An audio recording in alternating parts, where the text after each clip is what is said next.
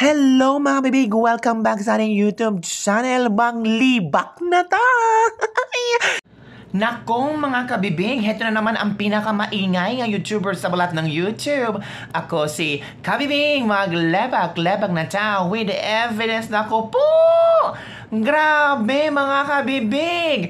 Ito na ang ating pag-uusapan ngayon. Jason Sa kulong sa reklamong estafa at illegal recruitment. May masamang nangyari kay Jason Sa. Ako, ano bang nangyari kay Mr. Jason Sa? Knowing itong si Mr. Jason Sa ay sikat na TV host. At talagang noong kabataan ako, may Mel and Jay. Kaya talagang napag-usapan at pinag-usapan talaga itong nangyari kay Mr. Jason Sa. Ito nangyari ha. Kinumpirma ng National Bureau of Investigation na inaresto ang dating newscaster at TV host na si Jason Sa matapos harangin ng Bureau of Immigration bago lumipad pa Hong Kong.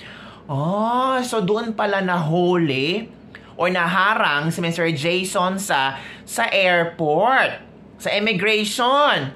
Ito ang sinabi ng NBI Assistant Director na si Glenn Ricarte sa ulat ng Star ngayong Martes matapos matuklasan ng Bureau of Immigration na may pending pangkaso ng estafa laban sa kanya. Ano kaya bakit kaya pupunta ng Hong Kong si Mr. Jason Sa, no?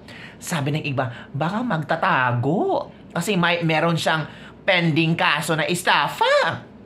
Naku, basahin pa natin na siya po, economist po siya sa pangalang J.Y. Sonsa ng Regional Trial Court Branch 100 sa Quezon City. Sabi pa dito, ito pong kaso niya po ay isa na estafa at isa na syndicated at large-scale illegal recruitment. Oh my God! Ano nito ang kaso itong ni Mr. Jason Sa? Paliwanag ng NBI, 2 linggo na ang nakalilipas ng pansamantalang dinitain ng Bureau of Immigration si Mr. Sonsa. So 2 weeks na siya na-detain sa Bureau of Immigration pero wala talagang nakalabas na news. Ngayon lang talaga sumabog ang news na ito. Agad naman daw over sa kustodiya ng NBI ang kontrobersyal na personalidad bago tuluyang mapa sa kamay ng BGMP sa Quezon City. Halaka! Meron bang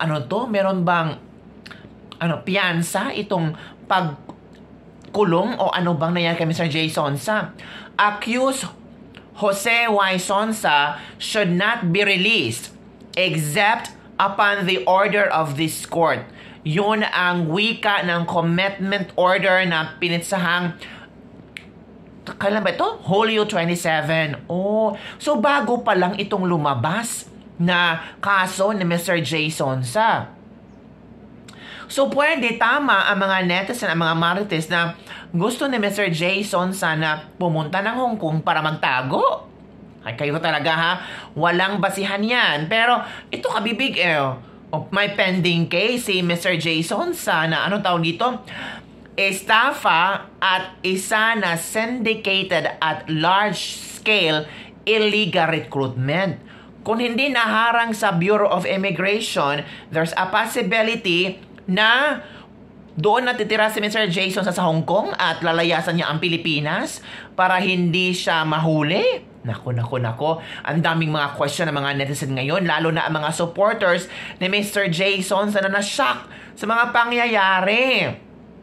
The Chief NBI Director is to comply with the commitment protocol provided in LGU Executive Number 31 signed by Mayor Josefina G. Belmonte and the mandatory 14-day quarantine period at Quezon City Jail Ligtas COVID-19 Center located at Barangay Bagong Silang, Payatas, Quezon City instead of Quezon City Jail Annex, Camp Bagong Diwa, Bikutan, Quezon City. Controversial ang naturang broadcaster si Mr. Jason sa dahil sa pagbanat niya noon ng ABS-CBN kahit na dati rin siya naging mamahayag dito. Binanatan niya si Julia Barreto, binanatan niya si Ochi Diaz, si Lenny Robredo. Sabi ng mga kakamping, karma na ang nangyari kay Mr. Jason sa. Masyado siyang pakialamero sa ibang tao pero meron pala siyang tinatago na mga sobrang pangit na mga ginagawa niya. Ito pa, Setyembre 2020 nang maibalitang kinasuhan si Sonsa ng actress na si Julia Barreto dahil sa dati niyang Facebook post na nagsasabing buntis ang dalaga at ang nobyo ay si Gerald Anderson ang ama. Nakilala noon si Jay sa kanilang programa Mel and Jay sa ABS-CBN at GMA at maging nakapuso news ka sa saksi. Ay. So, yun na nga mga kabibig. Grabe pala ang mga nangyayari kay Mr. Jason. Sa na-shock tayo, no? As in, super duper na-shock ako kay Mr. Jason sa knowing itong si Mr. Jason sa ay palaban talaga ng broadcaster. At the same time, ang tawag dito, supporter ito ng mga Duterte. Sabi ng ilang mga netizen, nako, enjoy your remaining days in your own version of heaven. Ikalat natin to kasi deserve kay Mr. Jason sa. Ito pa. Ano po ang kaso? Bakit parang Photoshop daw ang pagmumukha ni Mr. Jason sa? Sobrang deserve niyang makulong.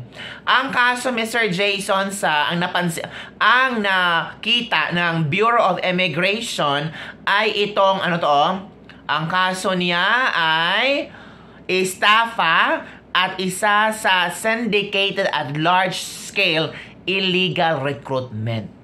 Ayun po ang kaso, nakabimbing kaso, pending case ni Mr. Jason sa. Naku po. Makukulong kaya si Mr. Jason sa? Makakalabas kaya itong si Mr. Jason sa knowing na-detain na pala ito 2 weeks sa Bureau of Immigration. Walang nailabas na ang tawag dito, nailabas na chika. Ngayon lang talaga. Baka after na turn over itong si Mr. Jason sa Bureau of Investigation at sa BGMP sa Quezon City, kaya ito nag-trending ngayon. Kaya ito pinag-usapan. So sana kung ano man ang mangyari kay Mr. Jason sa, naku po, ay, mahintay tayo sa mga update mga kabibig ha.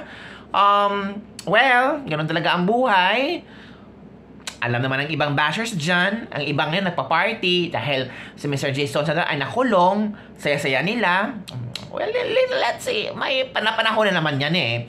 So, ano ang yung komento dito mga kabibig? Don't forget to like, subscribe, and share this video ha. And also, don't forget to follow my fan page. Alam nyo naman yan, di ba? Bye everyone! See you next time!